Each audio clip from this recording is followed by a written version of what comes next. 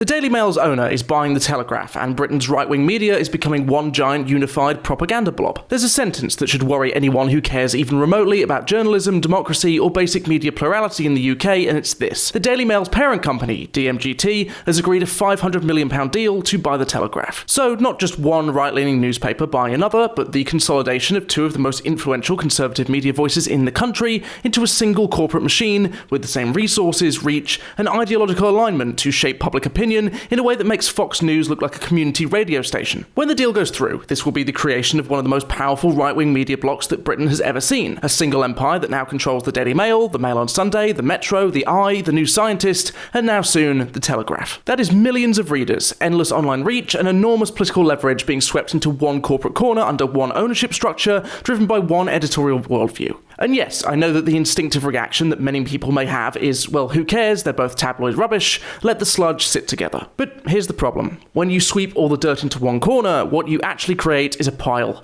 A concentrated, dense, hard-to-ignore, growing mass of influence that can't simply be brushed aside anymore. And this deal didn't appear out of nowhere either.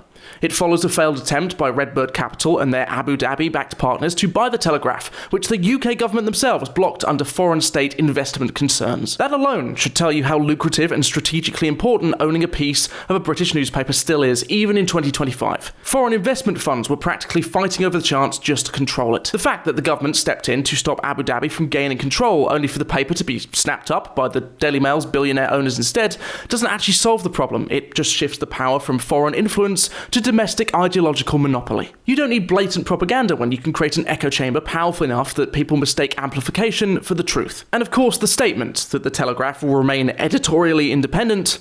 Please.